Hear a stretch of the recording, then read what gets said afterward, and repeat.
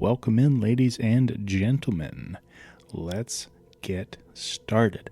So, I have been wondering since last episode what sci-fi audiences actually want to see. I and many others spend plenty of time talking about sci-fi shows and films, critiquing them as well as we can, and imagining how things could have been done better, if they could have been done better at all, if something isn't that great, or if we want to praise that something. Because we don't just, bitch and moan. We like talking about things that we enjoy quite a lot more than we like being upset. Now, personally, when it comes to any genre, not just science fiction, I always lean towards anything with a good story, no matter what. It could be any genre or style. Like I said, it could be anime, like Gundam Wing or Full Metal Alchemist Brotherhood.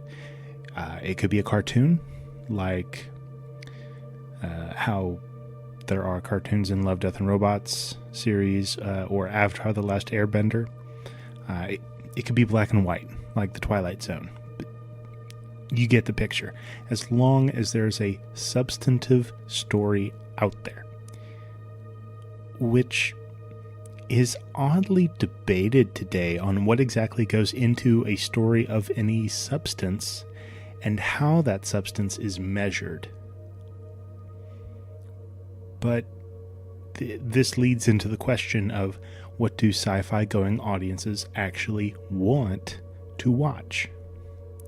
What do they want out of their stories, right? Their shows, their movies, their shorts.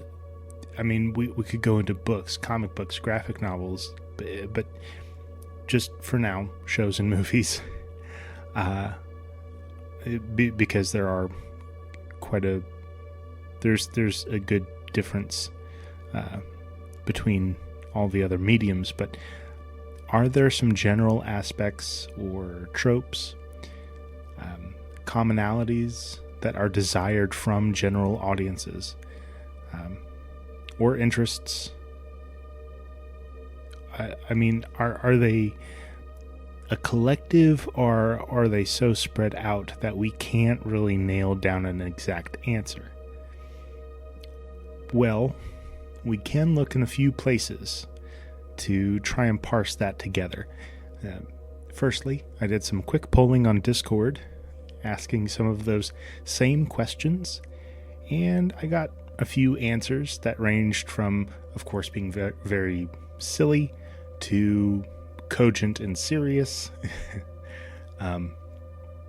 I'll let you decide for yourself which is which. But basically what we got from our polling when asked what we as an audience want to see out of science fiction shows and movies is as follows. Laser swords. Yeah, of course we want laser swords. I mean, from Star Wars to Spaceballs, whatever other franchises have laser swords, those do. We want to see humanity being challenged by the unknown. It's a real staple of cosmic horrors that aren't too common nowadays, like the Lovecraftian works, and I thought we were going to get into that with Lovecraft Country, but we sadly did not. It's a good show, but it had absolutely nothing to do with the work of H.P. Lovecraft, and it made me incredibly sad. Now, an argument can kind of be made for Jordan Peele's work with his movies, Get Out, Nope, and Us. Even though they, you do eventually figure out what's going on in the end, and it could just kind of fit snugly into a horror category. So it's not so much that the characters in those movies are dealing with the unknown. I mean, they are at first. They have no idea what's going on, but they do figure it out. They combat it. They're able to, get away, and we don't have the big bads winning at the end of the day. With cosmic horror, there's nothing we can do. There's absolutely nothing we can do. Cthulhu is going to win every time. Hastur, the Yellow King, is going to turn us inside out and wear us for a glove, and we'll still be alive. I mean, yeah. So the unknown, we want to be challenged by it. Was that answer? Third one was highly intelligent and self-aware mayonnaise. Yeah. And like I said, some of these are really silly. However, there is a Doctor Who episode where this kind of happens because people's fat congeals and gains sentience and kind of pops off their body in the middle of the night when they're asleep. They're called the adipose, and they just kind of walk away. And yeah, it's alien conspiracy. It's an alien plot to harvest all of these people's fat cells. But I mean, still, it's pretty close. Someone said a show or movie using jargon correctly, and this person actually specified the classic example from Star Wars, where Han Solo says he made the Kessel Run in less than 12 parsecs. And this is controversial because Han is talking about parsecs as if they are a measurement of time rather than distance. Although Star Wars fans argue that the Kessel Run is basically just figuring out a route to and from the mining moons of Kessel through a maelstrom of storms in space and around the Maw cluster. The Maw is a collection of black holes that made space around them incredibly unstable and difficult to navigate through. So how it is explained is that the Kessel Run is more of a challenge to get through. It's difficult to navigate space, and there's Imperial security forces and patrols and checkpoints trying to catch these smugglers and pirates that make the run. And it's that rather than an actual route on a hyperspace map, let's say. And the last notable answer to what audiences want to see in science fiction shows or movies: space waifus. Yeah, hot chicks in space. Because who doesn't want attractive space aliens running around in our movies and such? Yeah, it's the best, right? But seriously, there is something to be said for adding a general sex appeal to your stories to draw in as many attentions from a person as possible. And this was really played up in the 70s and the 80s with a ton of really cheesy and awful, they were straight to Betamax or Showtime Channel sci-fi movies. And they had all these hot chicks in skimpy clothing and very dangerous situations where there's like werewolves or robots or, there's, I think one of them is, like human slaves in outer space or something. But yeah, it just stroll through Google or Amazon Prime, where a lot of those movies kind of live, and you will realize just how many there are. And it's incredible that this many were made. Yeah. So that was the answers that we got from that Discord polling. But another thing that we can look to for answers to what we want to see in our movies and shows is pretty simple. Just look at what's popular. Look at the most popular sci-fi franchises that we've had. And this is from the internet, so you know it's right. Right? Terminator, Alien, The Matrix, Star Trek, Planet of the Apes, Star Wars, Back to the Future, Twilight Zone, Lost in Space, Battlestar Galactica. The list goes on, right? So what can we glean from all of these franchises? What are some commonalities found in each of them? Because it can be inferred that those are the things constantly pulling us in and enthralling us to eternal fandom.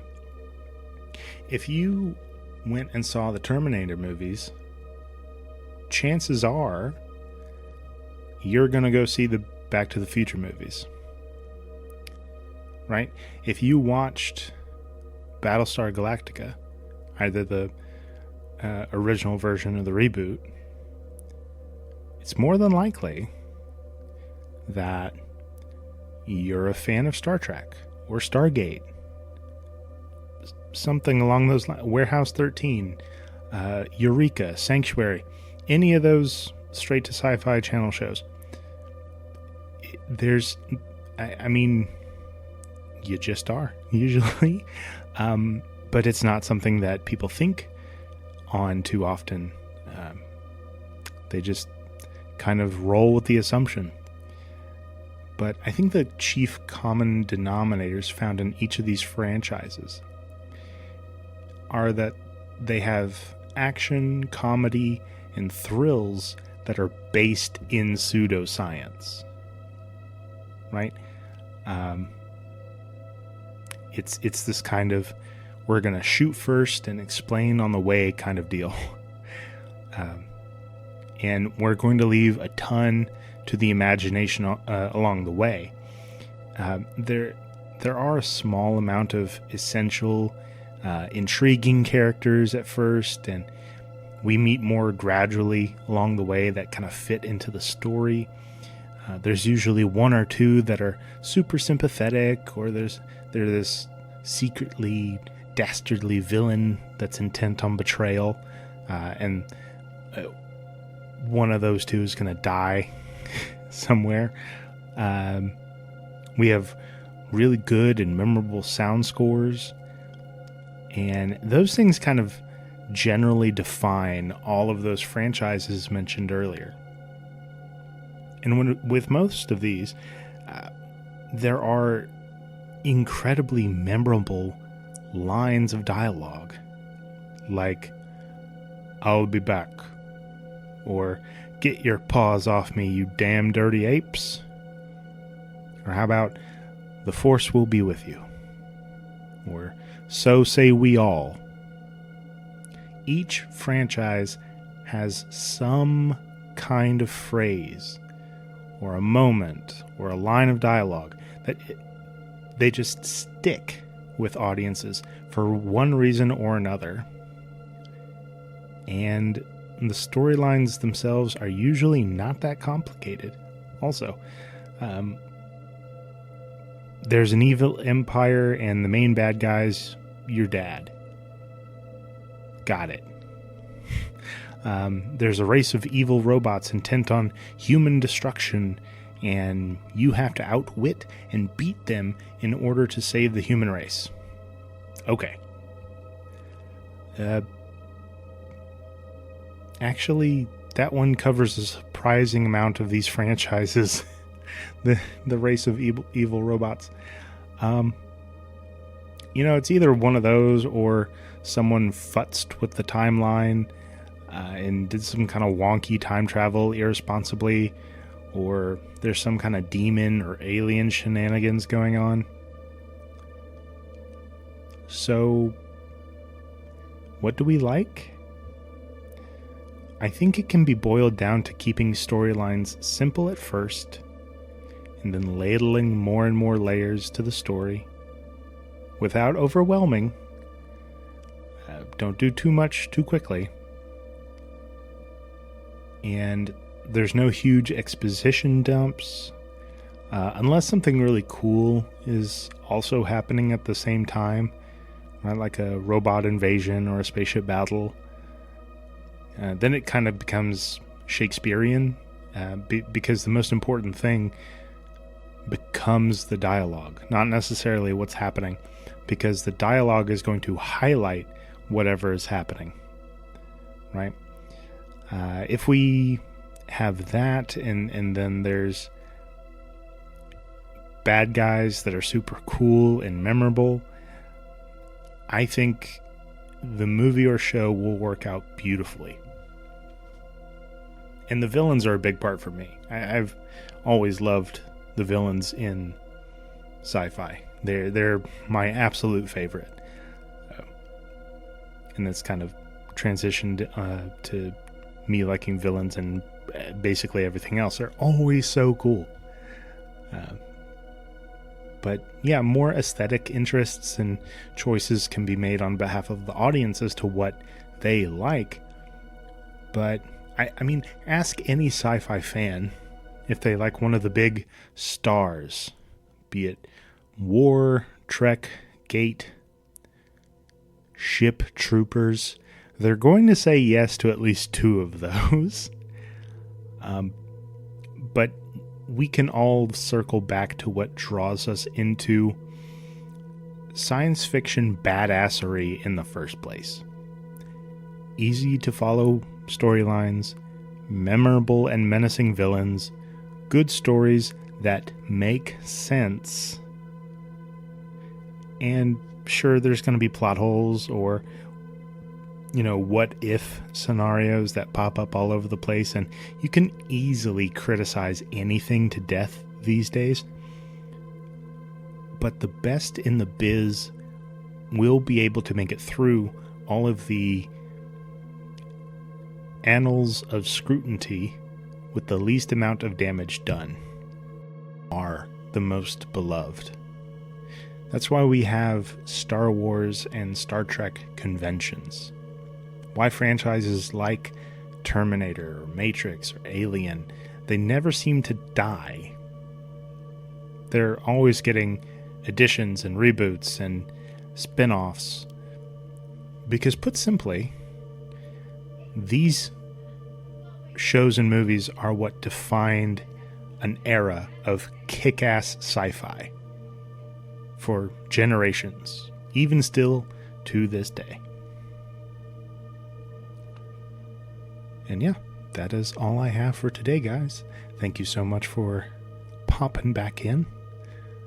But for now, live long and prosper, my friends, and may the Force be with us all.